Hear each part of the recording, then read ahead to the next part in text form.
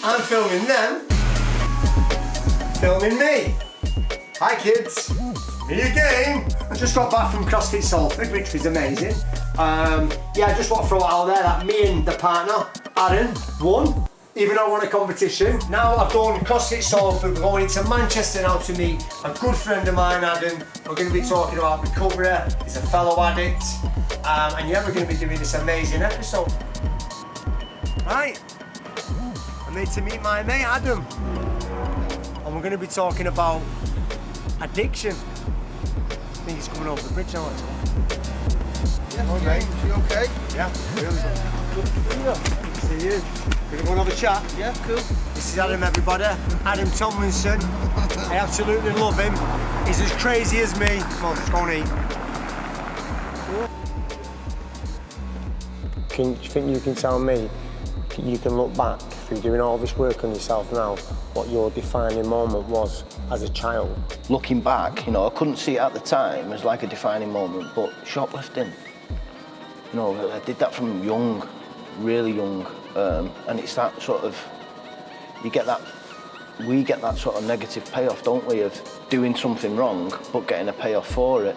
So that was when it was starting to spiral. You know, like when I used to go and score, I'd be ill, but as soon as I got them drugs in my hand, I got that sense of ease. I'm all right now. I'm all right now. So it was just that chemical reaction in your brain, and I think that's what the addiction is. Yeah. You know, because 5 minutes prior I'm really ill, I get them drugs in my hand like that, and all of a sudden I'm okay. You know, I've not even took the drugs yet. You know, like some of the counselling that I've done, or had done on me. That's what they do. A part of it is to take you back to them traumatic events. Yeah. To get you to feel them feelings, to get past them. You know, because for years, what have we done with them? Get a feeling, substance, suppress them, that, blocked them get out. Down there. Yeah.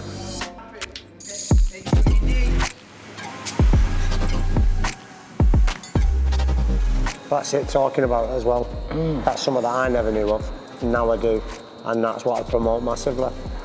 If you're struggling, just the last few days, people in the gym have been pulling me, sportsmen as well, that have reached out and said, I'm struggling to watch a show, and I just say, keep talking about it. And then one of the other lads that bumped into me in the gym and says, I took your advice and I've opened up to my missus. I said, you feel better? He says, massively. I always felt like terrified as a kid, as we are scared kids, of abandonment. I always thought someone was going to leave me. And like, I identify with you massively. I never felt part of, I always felt like I was kind of looking in on what people was doing and working out how I can get myself in there, and whatever it took to get in there, I'd do it. Proper sensitive, that's what it is. Yeah, we are very sensitive, aren't we? But what was your defining moment when you thought, I need to stop this? Was there loads of defining moments? I think one of the big defining moments for me was, I remember I had my two lads in front of me, my oldest two, and I'm looking both at them, and the thought I got was, they know that something's wrong with me, but they're too young to actually, you know, they know that the dad's not right, and it was as if they stared right back into my soul, and I didn't like what I saw, and I didn't like what I'd become. Yeah. You know, because addicts are caring, intelligent, you know. I always knew that in my heart of hearts I was better than what I was giving myself. It took me a long time to actually change, because what's your defining moment? What makes you want to change? Change is just one word. The amount of work that has to go into that word is you might die from doing this. You've got that ego inside you that says, you're different. It's not going to be like that for you. We have this thing inside us that makes us invincible, or that we think we're invincible. You know, like being a bit of a jackal lad when you're younger. Get into fighting, you get a false reputation.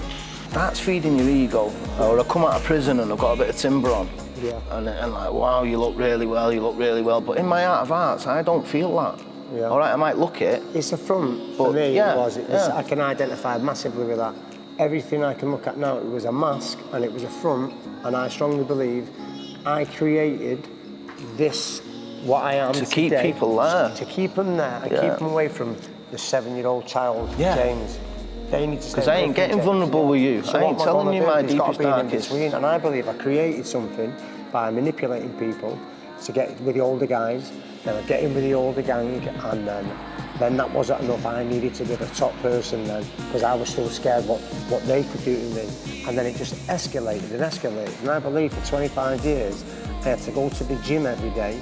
I had to party hard every weekend. I had to steal things off people. I had to have the biggest drug round, the biggest reputation, the biggest attitude, because if not, it'd all come down on me. Everyone and we don't like people seeing weakness. We think vulnerability is a weakness, when really it's a sign of strength, isn't it? Yeah, it's like, but how tiring is that to get up every morning, either go and score your drugs, or get to the gym, fix, try and keep this persona. There's your evidence. That's how tiring it is. Yeah, and I'm full of grey hairs as well. I just keep it short on the sides. I went grey at 24.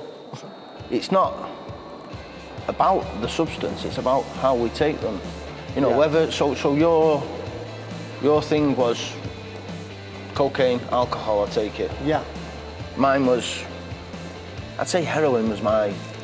Drug of choice? No, because I didn't have a choice, I had to do it. I suppose so, yeah. You know, but the way you probably drank and sniffed cocaine, yeah, I did. I knew there was something wrong. I used to smoke cannabis differently to people. I'd be halfway down a spliff and pass it, and I'd be making another one straight away. My drug of choice wasn't none of them that I talk about, the crack and the alcohol. My drug of choice was more of something that made me feel different about myself. Or didn't make you feel. Stop your feeling. Yeah, stop your feeling. But then to see that you come from that gutter, that hell that you lived, and then you got well, and then you got that well, you helped somebody like me, save my own life, and now I'm out saving lives doing the same thing as we talk about the step 12. Yeah. After we've been shown this way, what do we do with it? Yeah, because in that as well, you know, it means so much to you because it was a defining moment in your journey. All as I was doing was well, it was a two-way thing. So when you're talking to me, I'm not in my illness because I'm listening to you. You know, I think that's one of the massive abilities that I have, that a lot of addicts have. You know, we can listen and we can hear people's problems, and I can look at your problems and give my own experience. Because then, when, you know, we had them moments over the telephone, you know, where... I got really vulnerable with you. Years ago, I would never have imagined that I would have been opening up to somebody that was what you was then. A drug addict on the streets, a homeless guy putting needles in himself. I was too good for that stuff. But we're not that person, are we? No, you know, it's like, I think drugs and drink take us that far away from the person that we're truly meant to be. And then it gets so hard to get back. You know, we mentioned like people dying and stuff before. And how powerful it actually is. This, what we've been in, this is the only battle on this planet that by throwing in the towel, we win. And that was something I would never do. I would never throw the towel in. Because I'm weak, aren't I? I'm weak then, in our mind. But this is the only battle on the planet. You throw in the towel and you win. It's as simple as that, but it's when you're ready to throw that towel in. And I think pain and trauma that can get us to that point, that defining point where we say, I've had enough, show me this way. If you're that desperate, you'll do anything. And I was that desperate to stop. I said to my sponsor when he asked, are you willing to do anything? Are you willing to carry this message after you get it? And I've got it. And now all I continue to do is just help other people.